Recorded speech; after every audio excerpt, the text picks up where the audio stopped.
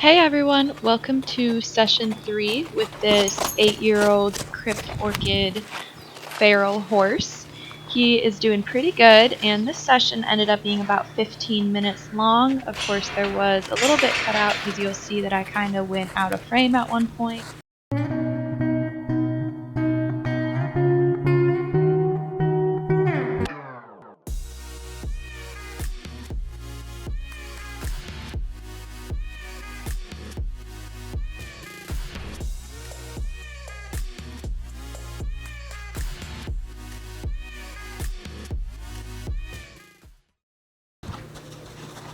This ended up being a fantastic session for this horse.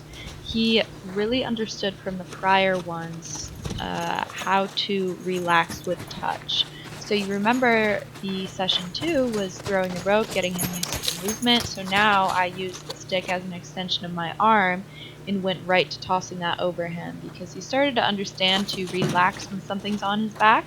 So we started to work actually from the back and work up towards the face. Right now, all I'm trying to do is just toss the rope over him and have it stay up. Kind of tricky to do. You have to keep up with the horse but not add energy so it doesn't feel like you're trying to push them. As soon as they stand still, I just move it around on them, rub them with it, and then I'll release and walk away. But I'm looking for him to relax before I release. I know this is pretty hard because you can't see him in it, but at least you can see my body language. I'm trying to keep everything calm while still working on tossing the rope end of the stick over and rubbing him with it. Now, there's a reason that I initially started with approaching the face, because a lot of people were thinking, oh, maybe you should approach the withers or the back of a horse, but if you think about it, if something were to attack them, usually they go for that, the legs, the hind end, somewhere around there, usually not their face initially. So horses tend to be pretty curious, so they like to reach out and sniff, so it's pretty non-threatening to put your hand out to have them reach for it. Now, I'm not going to try to pet his face in the first session unless he's willingly offering it, but reaching out, letting them sniff you, and then backing up to release is always a really good way to start. Now right here, he's kind of blowing through me, so I added that extra energy in front of him to slow him down. There's kind of a lot that just happened right there. He started to walk past, keep going around, even though I was in front of his drive line. So that was just a little bit of confusion on his end and mine on not being absolutely clear, but I was able to stop it by, again, waving my arm, adding that extra energy. You can tell he's definitely uncertain here, so I'm going to back up but still give him his space. I really like using a stick and string for this because it can keep a little bit more distance between us, hopefully have him feel a little more comfortable with the bubble, realize I'm not trying to hurt him. And then of course he stood still and looked at me, so I moved away. You'll notice that a lot of the time I don't release until he looks forward because he tends to look away and avoid just because it's all new to him. He's a little bit worried about it, so I wait to release until I notice that relaxation. And I talked about that quite a bit with Kiwi. But the other thing I wanted to mention, I don't know if I have before, I only have this guy, I trained him, worked with him for maybe like 4 or 5 days, and the goal is to get him gentle enough to go to the vet so he can be fully gelded, have that surgery to fix the fact that he's a crypt orchid.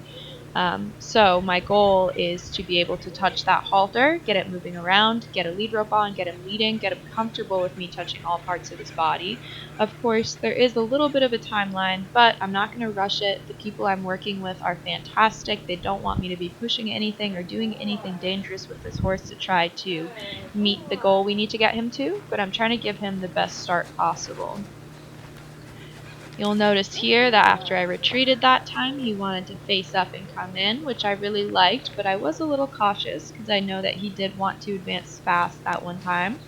But notice how I just really nonchalant swung that whip and rope over, and he didn't even flinch from it. He had a really great reaction. So he's getting a lot more comfortable with touch, so important.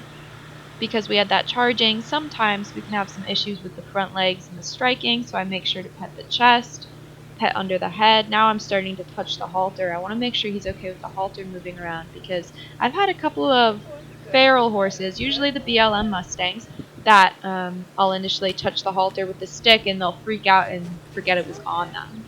Now, right there, he reacted a little bit to me touching higher up on his face with the stick.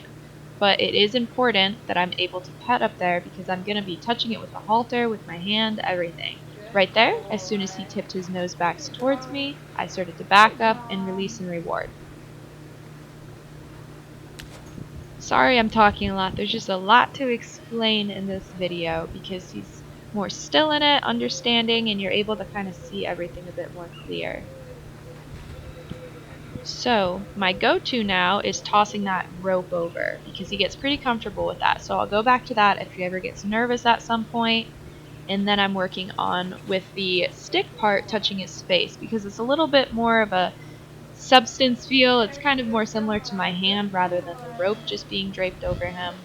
Good. So every time I release, it's when he's relaxing, looking forward, or looking towards me.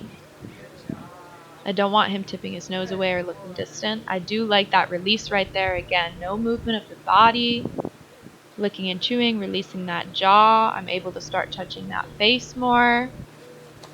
So he's nervous when it's a little bit behind his eye. And I totally get that. Who really wants a stick coming at their eye over there? But I do need to make sure before I get close to him that he's safe with the stick. It's better to be safe with the stick touching there before I go up with my hand because then we can both get injured that way. At least from a distance, I'm able to kind of teach him that touch there is all right. It's not going to hurt him, and then I can go up with my hand. Good, so I really liked I didn't have to throw the rope over that time. I was able to go right to petting him. Now you can see him avoiding. He's looking away to the outside of the round pen. Again, I'm going to wait till he at least tips his nose in a little bit, and then I'll release. Checking to make sure I can touch that chest. It doesn't seem like we have too many sensitive parts, which is awesome to see. But avoidance is one thing that is showing that the horse is either freezing up, kind of just holding it all together. Good. So once he tipped his nose just straight forward again, I released. But you can tell it's a little bit of a freeze because, of course, he's looking away. He's not moving at all. And as soon as I do step away from him, he turns towards me. So right then, the reason I asked him to step forward is because horses can get, like I was talking about, frozen into one spot. I want to make sure we're able to do the same thing in another area. Of course, we end up backing up to the same spot, but I stick with him with the stick at the same pressure point until he stands still. I go to petting him, and then I'll take it away and release. But, like I was saying, I start moving them a little bit because they need to know the difference between desensitizing and sensitizing. That's another really big topic. So the stick, he needs to be okay with when there's no energy coming in. I need to be able to pet him with it everywhere, touch him, throw the rope over his back. But then when I do need him to respond to it, I need to ask him to move forward and have him understand the energy coming through it, more as a respect. I don't want him scared of it, but he needs to understand that if there's energy, he should move away. So that's why at some points you'll see me send him forward a little bit and then stop and go back to what I was doing with the desensitizing. Especially for a horse like him where he maybe wanted to challenge me at one point, it's important for him to understand boundaries. So now I am getting him prepped for me touching the halter with my hand. I'm starting to get a little bit closer on that stick, holding it to him. I'm petting the halter all over with the stick, getting it moving underneath. Again, you'll see all of those releases. I'm doing a lot of them, walking away, giving him a few seconds, and coming back. I like all of the lick and chew releases we're getting. He's doing actually a really good job with touch being on his face. Good. The reason I didn't release right then when he turned his nose towards me is because there's resistance in it. It's not him softening and relaxing. You can see him tossing his head up some. So I'm going to wait until he's either steady or relaxes, and then I'll remove it. Good. So he got a little bit more, not panicked there, but he started to move around and worry more. So I waited until he turned back, looked straight again, and then released. Now I'm going back up to having him sniff my hand, petting the side of his nostril and releasing, because I haven't touched him with my hand in a little while. So that was really good. I was able to do that pretty fast. Now you may notice my pace of walking up to him and walking back and giving him space. It's getting a little bit more fast. Now, you never want to slowly creep up on a horse, especially one that has been feral, untouched, not handled quite as much, because you don't want to act like you're a predator trying to sneak up on them and pounce on them. Okay, so you always want to have some sort of fluid motion, but I do start a little bit quieter, a little bit slower and smooth, and then I'll start to bring up the pace, because eventually we need to start approaching them like a normal horse.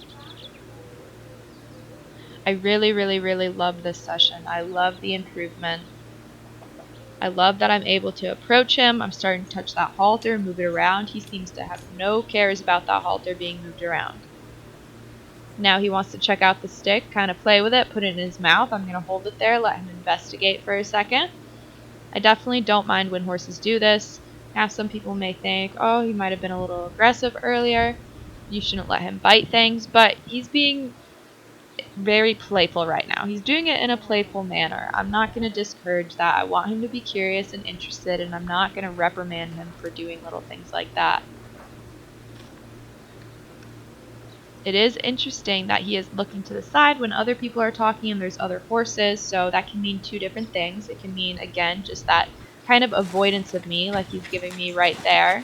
So I bring that energy up, get him facing the same direction again. He's kind of like, whoa, you added some more energy there, and then I go back to what he knows, tossing the rope over. So, those two things I was talking about, when he turns his head away, it can be, again, that avoidance, or it can be him getting more comfortable with me. He's not so worried that I'm in his space quite as much, so he's able to think about a few other things, just like what he did there. The reason I released is because he did let me touch his nose. Now, this time when I go up, if he moves his head away, which I believe he does, I'm not going to release. There we go. Good. So that first time I maybe released a little bit too quick, but I can almost justify it by saying it was the first time I started that sequence of going up and petting him. He let me pet him, release.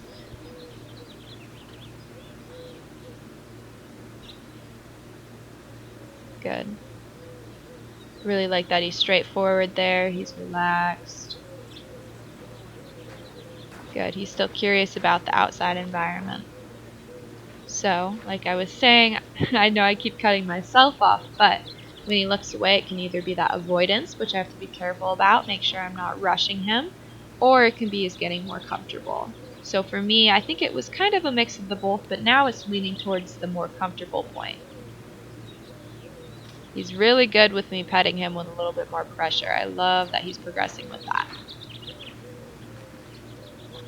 So back up to his face. You can see I'm kind of going back and forth between the two, between my hand and then the stick. So there's a little bit of avoidance.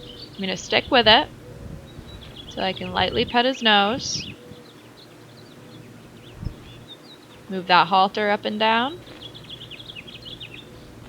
I like that he bumped into my hand there and he didn't really react too much. It was really good. Good. He was good with me moving that around. Super impressed. Because remember, my goal is to be able to halter him.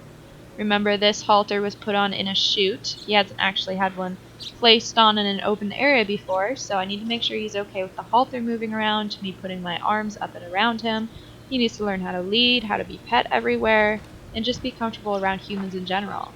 I was thrilled with that session. I know I only got to be on one side of him, but he made a crazy amount of progress, and I called it a good session right then. So that's where I ended. That was his third session, and I believe our last session of day 1. So I think in total that adds up to maybe definitely less than an hour of him working, and he never even really got sweaty. So a lot of it can just be done nice and slow, listening to the horse. You have to adjust your method a little bit to what is going to work for the horse. You saw in the beginning, I started with trying to create a lot of draw, and then I moved on to moving him around a little bit more, getting him used to motion and movement when I was tossing that rope around him. And then in this session, he was desensitized to that movement, so I was able to put the stick and string over him. And as you noticed, he was actually really, really good with the stick and string being over him. It was just that initial movement I desensitized in session 2 that helped with that. So I know that was a lot of information. I feel like I was talking the whole time, but thank you guys so much for watching this session, and I can't wait to share session 4 with you all.